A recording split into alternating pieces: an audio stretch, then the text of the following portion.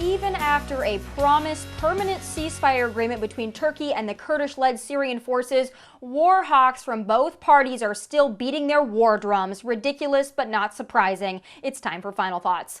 Yes, Turkey and the Kurdish Syrian Defense Force have agreed to a permanent ceasefire. Now, you'd think that would be a victory for Syria, for the United States, and for the world at large, but remember, if something good happens under this administration, the Trump-deranged Democrats and mainstream media hacks are likely to dismiss, disparage, and dump on it.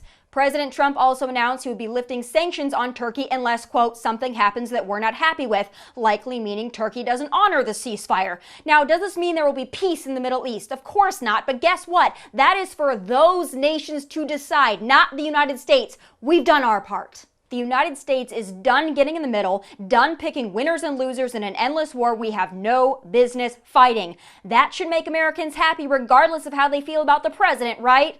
Wrong. The Democrats and several Republicans still don't find this good enough for two main reasons. One, endless wars prop up the military-industrial complex certain members of Congress benefit from.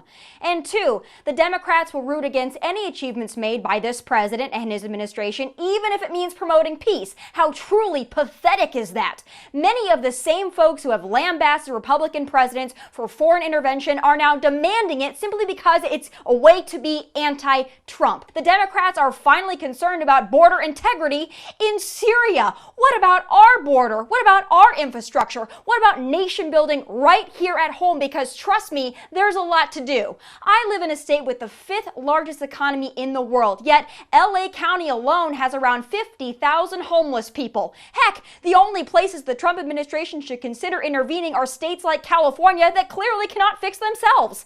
The Middle East is not our problem. The wars between different ethnic tribes in the Middle East are not ours to fight. And as President Trump proved, our great country can affect positive change without hemorrhaging American troops and resources to every other region in the world to protect every other border and culture but our own. Didn't the Democrats used to favor diplomacy before they lost the election to Donald Trump? I mean, they sure seemed to be okay with Turkey when President Obama was pals with Erdogan. They were fine with mollycoddling and placating to Iran. They were fine with trampling over that red line in Syria, all so long as it was under a president they liked, right?